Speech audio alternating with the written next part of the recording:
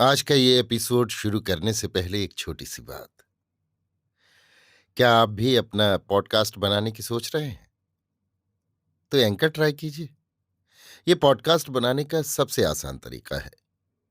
Number 1, ये free है। Number 2, इसमें कई सारे ऐसे टूल्स हैं जो आपको अपने फोन और कंप्यूटर पर रिकॉर्ड और एडिट करने की फैसिलिटी देते हैं। नंबर 3, आप अपने पॉडकास्ट को डिस्ट्रीब्यूट भी कर सकते हैं, जिससे इसे स्पॉटिफाई और दूसरे प्लेटफॉर्म पर सुना जा सके। तो डाउनलोड कीजिए फ्री एंकर ऐप या विजिट कीजिए anchor.fm पर अपना पॉडकास्ट स्टार्ट करने के लिए। ये तो थी एक छोटी सी जानकारी, और अब शुरू करते हैं एपिसोड का सिलसिला। तो आज के एपिसोड में लीजिए सुनिए आचार्य चतुर्सेन शास्त्री के लिखे उपन्यास वयम रक्षा माह का भाग 126, चितारोहण, मेरी यानी समीर गोस्वामी की आवाज में। लंका का पश्चिमी द्वार वज्र निनाद से खुला। 1,00,000 राक्षस स्वर्ण दंड हाथ में लिए बाहर आए। प्रत्येक के हाथ में रेशमी पताका थी। वे राजपथ के दोनों ओर पंक्तिबद्ध चलने लगे। सबसे आगे हाथियों की पीठ पर दुंदुभी थी।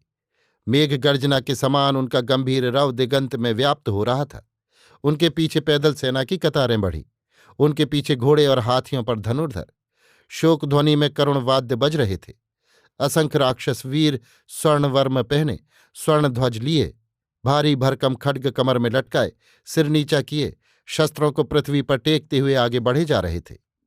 इनके पीछे दानवपुत्री सुंदरी सुलोचना प्रमिला काले घोड़े पर वीर वेश में सवार आई। पीछे किंकरी चमर डुला रही थी। उसके पीछे एक सहस्त्र चेटी दासी किंकरी पार्श्विका पैदल अश्रु बहाती नंगे पैर काले वेश में चली।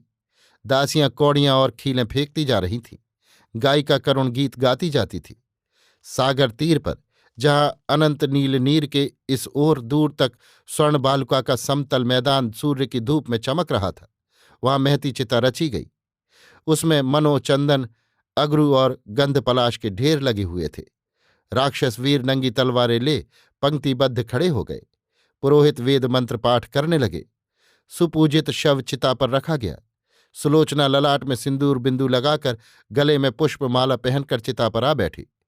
राक्षस पत्नियां हाहाकार कर उठीं। सामने शत शत चिताएं दूर तक सिकता सागर पर रची हुई थी। सबके बीच में महाकाय कुंभकर्ण की चिता थी। महाकाय, अकंपन, अतिकाय, महोदर, वज्र, त्रिशिरा, कुंभ, निकुंभ, निरांतक, उदग्र, वास्कल, अतिलोमा, विडालाक्ष, दुर्मदादि महाप्राण राक्षस, कभी जिनके नाम से पृथ्वी के वीर थर्राते थे, अपनी अपनी चिताओं में चुपचाप अनंत निद्रा में सो रहे थे। अपने अपने पतियों के पाद पद्म को गोद में लिए राक्षस कुलवधुएं सहगमन को सन्नद्ध बैठी थीं। चिताओं को घेर कर चेटियां, दासियां, बंदनियां उत्सर्ग होने को तैयार खड़ी थीं। सभी के शरीर पर सौभाग्य के चिन्ह थे। सहस्त्र चेटियों ने स्वर्ण पात्रों में भर भर कर चंदन, अगरू, कस्तूरी, घृत, केसर पुष्प चिता पर बिखेरे। डफ, ढोल, मृदंग, करताल, झांझ और शंख बज उठे। रावण श्वेत वस्त्र धारण कर मंत्रियों सहित आगे आया। अंगद, इंद्र और कार्तिकेय कुमार ने रावण के साथ आगे बढ़ संवेदना प्रकट की। दिव्य बाजे बजने लगे। वृद्धा सुहागनों ने सुलोचना के मस्तक पर पुनीत जल का सिंचन किया। सुलोचना ने आभूषण उतार सखियों और चेटियों को देते हुए कहा, अरे प्यारी सहचरियो, आज अचानक ही मेरी जीवन लीला समाप्त होती है। कल तक मुझे इस बात का पता ही न था। तुम सब अब दानव लोक में लौट जाना। अरे वासंती, पिता से सब कुछ कह देना। और माता से। एकाएक उसकी बोलती बंद हो गई। सब स्त्रियां हाहाकार कर उठी। कुछ ठहर कर प्रमिला ने कहा, अरे माता से कहना, जो अदृष्ट में था वो हो गया। उन्होंने मुझे जिन्हें सौंपा था उन्हीं के साथ में जा रही। वेदपाठी वृद्ध राक्षसों का दल वेद पाठ करता हुआ आगे आया। मंगलवाद्य बजने लगे। राक्षस स्त्रियां मंगल गीत गाती हुई चिता के चारों ओर घूमने लगी। राक्षस बाणों से पशुओं को मार मार कर चिता में चारों ओर रखने लगे। रावण ने आगे बढ़कर कहा, अरे मेघनाद, मैंने आशा की थी कि तुझे राज्यभार दे महायात्रा करूंगा, परंतु अदृष्ट ने कुछ और ही रचना कर डाली। स्वर्ण सिंहासन की जगह तुझे आज पुत्र वधू सहित इस अग्निरथ पर बैठा मैं देख रहा हूं। हाय, इसीलिए मैंने तेरा देव सानिध्य कराया था। इसीलिए मैंने रुद्राराधना की थी। हा पुत्र, हा वीर श्रेष्ठ। जगज्जयी रावण जगदीश्वर सिर धुनता हुआ भूमि पर गिर पड़ा। अमात्यों ने, वृद्धजनों ने उसे उठाया। रावण ने चिता में अग्नि दी। सहसा चिता जल उठी। इसी समय शत शत चिताओं में अग्नि दे दी गई। प्रलयाग्नि की भांति उन शत शत चिताओं से अग्नि की लपटें उठने लगीं। दासी, चेटी, सखियां प्राणोत्सर्ग करने के लिए चिताओं में कूद कूद कर भस्म होने लगी।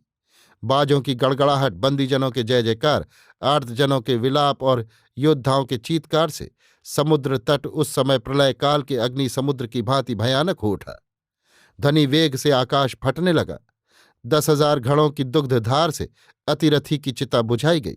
फिर सब चिताओं की भस्म राशि सागर में विसर्जित कर लंकापति रावण लुटे हुए पथिक की भांति अधोमुख आंसू बहाता राक्षसों, राक्षस पत्नियों सहित सूनी और हाहाकार से भरी लंका में लौट आया।